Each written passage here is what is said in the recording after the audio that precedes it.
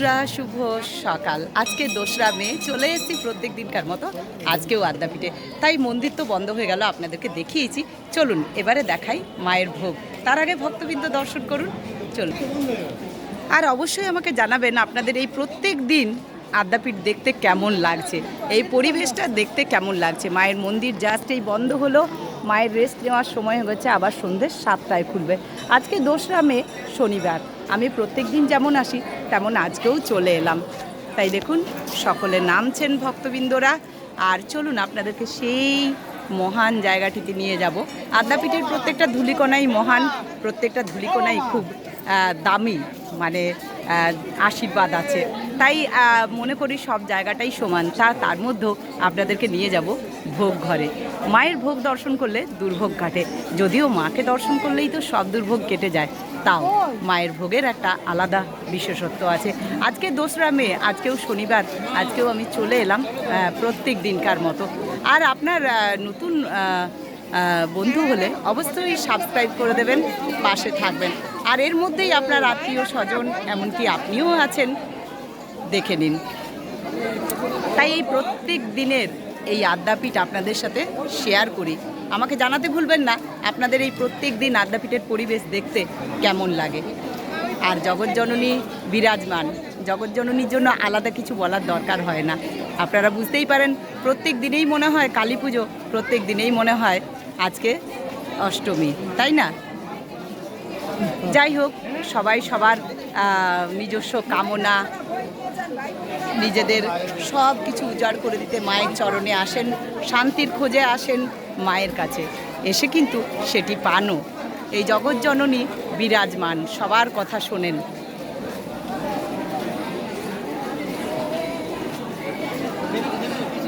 ভালো আছেন? ভালো আছেন? তাই চলে এলাম ভোগ ঘরে, এবারে যাব, চলুন।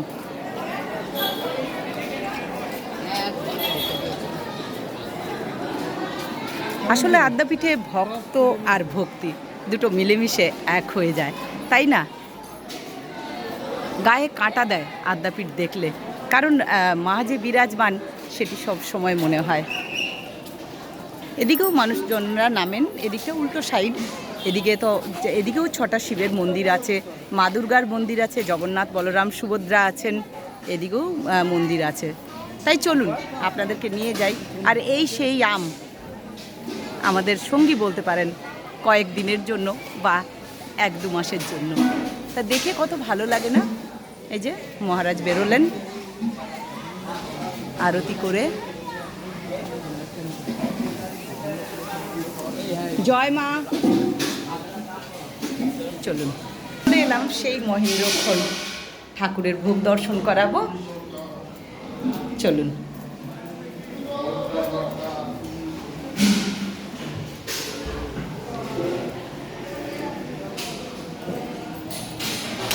আজকে 2রা মে, চলে এলাম মা অন্নপূর্ণার ভোগ ঘরে আপনাদেরকে সবাইকে নিয়ে।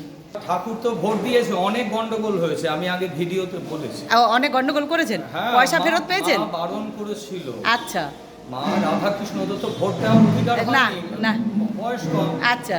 বারণ করেছিল, কিন্তু ঠাকুর একটা কথাও শোনেন, মায়ের কথা শোনেন না। আবার আদ্দামা গিয়ে সারদামার কাছে নালিশ করেছে, আরো রেগে গেছে। ও, আরো রেগে গেছেন? তারপরে বেলুড়ে গিয়ে শুনলাম যে ঠাকুরের ভাগ্নে হৃদয়রাম, সে তো ধান্দাবাদ ছিল, সে কার কাছ থেকে কি নিয়েছে, বলেছে মামা তুমি ওখানে ভোট দাও। আচ্ছা। মামা বলে যে ধূসশালা, হ্যাঁ, কথা শুনে আমি ভোট দেবো কেন? হ্যাঁ। আর প্রতাপ চন্দ্র হাজরা, হ্যাঁ, যারা আর কি পাটোয়ারি বুদ্ধি, আচ্ছা আচ্ছা, সে আর কি বলেছে, গদাধর তুমি আর ভোট দিয়ে কি করবে, তোমার তো বাক সিদ্ধ, মুখ দিয়ে যা বলবে তাই হয়ে যাবে। আচ্ছা।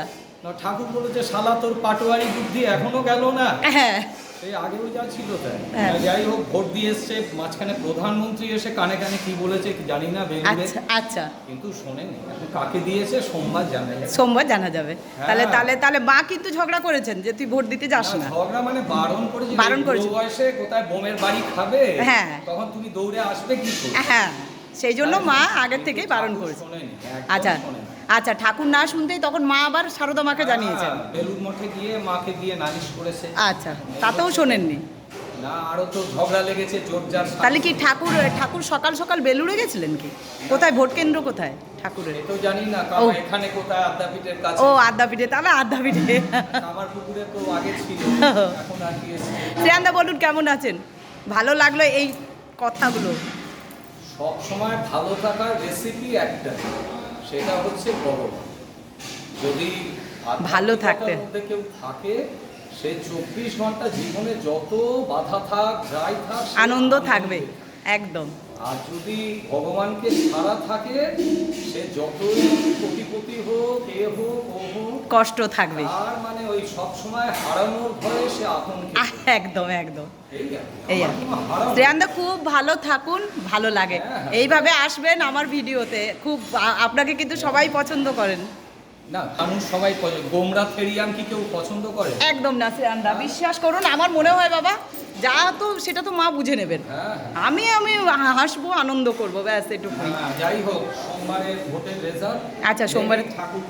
দে ঠিক আছে। এলাম আজকে 2রা মে। আর শ্রেয়ান্দার গল্প তো শুনলেনই, খুব ভারী মজার মানুষ, খুবই ভালো মানুষ। তা যাই হোক, আপনাদেরকে এখন তুলে ধরবো ঠাকুর রামকৃষ্ণদেবের ভোগ আপনাদের সবার কাছে। তাই দেখুন, ঠাকুরের চরণে তার আগে শত শত কোটি প্রণাম। তাই দেখুন, এখানে আসন আছে ঠাকুরের। আচ্ছা, এখানে আছে জল আর নুন। আচ্ছা, এখানে আছে ঠাকুরের অন্নভোগ, আগে দর্শন করুন। 12.5 চালের সেদ্ধ চালের অন্নভোগ আপনারা দর্শন করুন সকলে। 12.5 চালের অন্নভোগ, সেদ্ধ চালের অন্নভোগ। ঠাকুর বলতেন আমি সেদ্ধ চাল ভালোবাসি, আতপ চাল তাতুপ চাল আমাকে দিও না।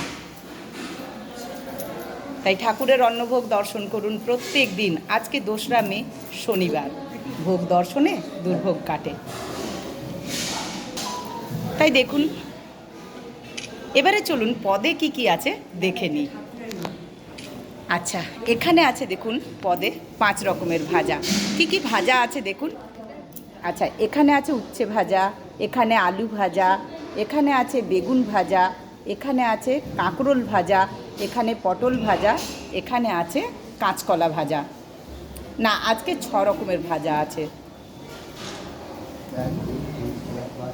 6 রকমের ভাজা, 6 রকমের ভাজা আজকে আছে। আজকে শনিবার, আজকে 2রা মে, আপনারা ঠাকুরের ভোগ দর্শন করছেন, ভালো করে দর্শন করুন। আচ্ছা, এখানে আছে মুগের ডাল, এই বিউলির ডাল দেখুন। আচ্ছা, এখানে আছে 5 মিশালি সবজি, এখানে আছে এঁচোড়ের ডালনা, এখানে আছে আলু পোস্ত, এখানে আছে চাটনি, এখানে আছে পুষ্পান্ন। সকলে ভালো করে দর্শন করুন। আপনাদেরকে আরেকবার আমি ভালোভাবে দেখিয়ে দিচ্ছি। এই যে 5 মিশালি সবজি,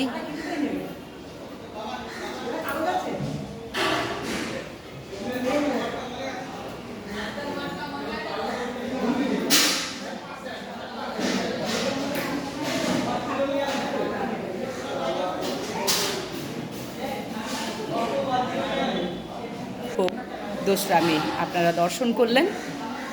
আজকের ভোগে আছে 5 রকমের ভাজা, বিউলির ডাল, 5 মিশালি সবজি, এঁচোড়ের ডালনা, আলু পোস্ত, চাটনি, পুষ্পান্ন। এলাম মায়ের ভোগের কাছে। মা অন্নপূর্ণার চরণে শতকোটি প্রণাম, জগৎজননীর চরণে শতকোটি প্রণাম জানিয়ে মায়ের ভোগটা আপনাদের সামনে তুলে ধরছি।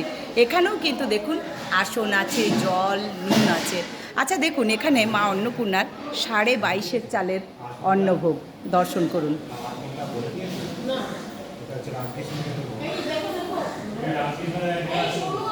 দর্শন করুন। আচ্ছা, এখানেও পদে কিন্তু একই আছে দেখুন। এখানে 5 রকমের ভাজা আছে, বিউলির ডাল আছে, 5 মিশালি সবজি আছে, এখানেও কিন্তু এঁচোড়ের ডালনা আছে, এখানে কিন্তু আলু পোস্ত আছে, এখানে কিন্তু চাটনি আছে, এখানে পুষ্পান্ন আছে। এই হলো আজকের ভোগ দর্শন করুন। ভোগ দর্শনে দুর্ভোগ কাটে, মায়ের আশীর্বাদটুকু নিয়ে নিন। শ্রেয়ান্দার মুখে শুনলেনই, ভগবানের নাম করলে সব কিছু ভালো হয়। তাই আমাদের চেষ্টা করতে দোষ কী? যদিও আমাদের মন বড় সংসারী মানুষ, তো তাই সকলে চেষ্টা করুন এইভাবে। চলে এলাম রাধা মাধবের কাছে। রাধা মাধবের চরণে শতকোটি প্রণাম। রাধা মাধবের ভোগের কি কি আছে দেখুন, তার আগে রাধা মাধবের চরণে শত শত কোটি প্রণাম। এখানে আগে অন্নভোগটা দর্শন করুন, ওখানে আসন, জল, নুন দেওয়া আছে। এখানে অন্নভোগ দর্শন করুন, 32.5 চালের গোবিন্দভোগ চালের দর্শন করুন। আচ্ছা, এখানে 5 রকমের ভাজা আছে, বিউলির ডাল আছে, এখানে 5 মিশালি সবজি আছে, এখানে দেখুন এঁচোড়ের ডালনা আছে, এখানেও আলু পোস্ত আছে, এখানেও চাটনি আছে, এখানেও পুষ্পান্ন আছে। বলতে নেই, খুব লোভনীয় জিনিস, আবার দেখতে অপূর্ব।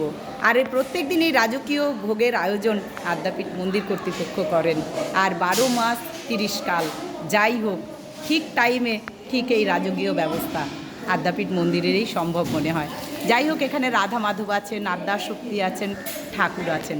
দর্শন করুন, দূর দূরান্ত থেকে মানুষ এসে দর্শন করছেন।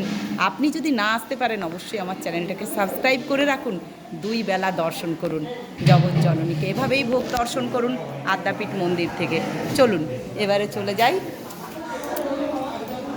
আপনারা এখন জেনেই গেছেন যে ভোগ নিবেদন করার আগে এই যে হোমযজ্ঞ করা হয়, এখনও ধোঁয়া উঠছে, দর্শন করুন।